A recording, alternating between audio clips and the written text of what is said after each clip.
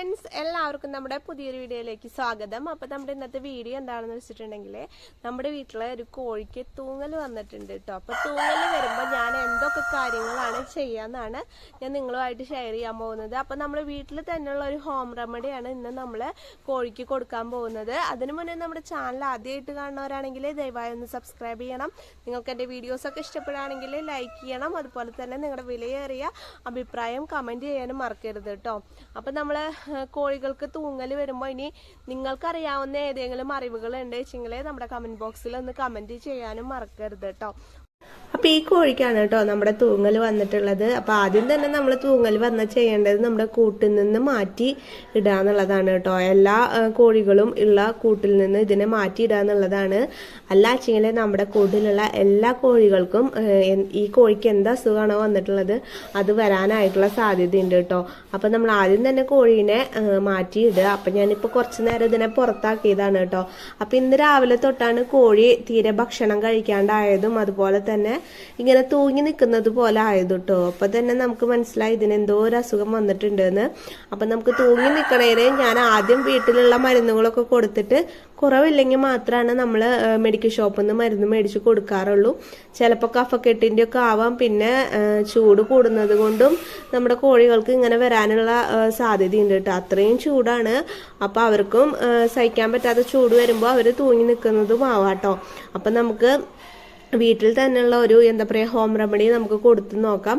അപ്പൊ ഇതിനു മുന്നേ ഞാൻ കോഴികൾക്ക് അസുഖം ഇങ്ങനെ തൂങ്ങി നിൽക്കുമ്പോഴൊക്കെ കൊടുത്തിട്ട് എനിക്ക് നല്ല റിസൾട്ട് കിട്ടിയിട്ടുള്ള ഒരു മരുന്നാണ് നമ്മൾ ഇന്ന് ഈ കോഴിക്ക് കൊടുക്കാൻ പോകുന്നത് കേട്ടോ.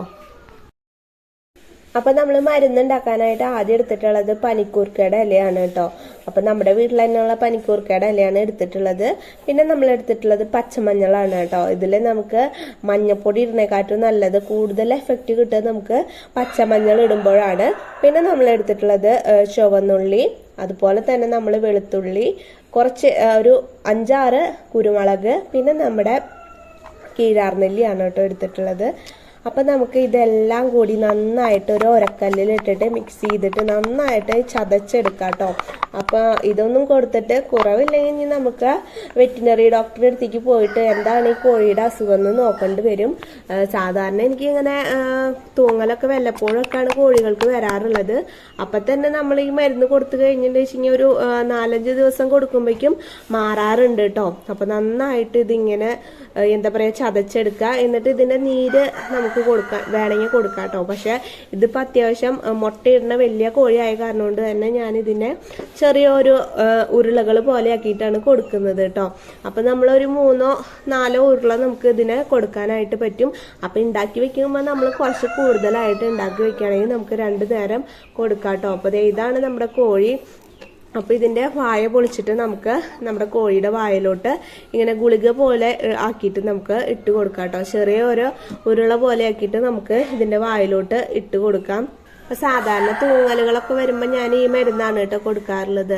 ഇനി ആർക്കെങ്കിലും ഇതിനെക്കാട്ടും കൂടുതൽ അറിവുകൾ ഉണ്ട് വെച്ചെങ്കിൽ നമ്മുടെ കമൻറ്റ് ബോക്സിൽ ഒന്ന് കമൻറ്റ് ചെയ്യാൻ മറക്കരുത് കേട്ടോ. പുതിയ അറിവുകൾ കിട്ടുകയാണെങ്കിൽ ബാക്കിയുള്ളവർക്കും അതുപോലെ തന്നെ നമ്മൾക്കും യൂസ്ഫുൾ ആയിരിക്കും. അപ്പം നിങ്ങൾ എന്തായാലും ഇങ്ങനെ തൂങ്ങലൊക്കെ വരുമ്പോൾ വേറെ എന്തെങ്കിലും മരുന്ന് നിങ്ങൾക്ക് അറിയാച്ചെങ്കിൽ കമൻറ്റ് ബോക്സിൽ ഒന്ന് കമൻറ്റ് ചെയ്യാൻ മറക്കരുത്. അപ്പോൾ നമുക്ക് ഇനി ഈ കോഴിക്ക് എങ്ങനെയുണ്ട് എന്നുള്ളത് ഞാനിനി അടുത്ത വീഡിയോ ആയിട്ട് ചെയ്യാം കേട്ടോ. എങ്ങനെയുണ്ട് ഈ കോഴിയുടെ അവസ്ഥ എന്നുള്ളത്. അപ്പോൾ നമ്മുടെ ചാനൽ ആദ്യമായിട്ട് കാണുന്നവരാണെങ്കിൽ ദയവായി ഒന്ന് സബ്സ്ക്രൈബ് ചെയ്യുക. നിങ്ങൾക്ക് ഇഷ്ടപ്പെട്ടാൽ ലൈക്ക് ചെയ്യുക. നമുക്ക് അടുത്ത വീഡിയോ ആയിട്ട് കാണാം. ബൈ.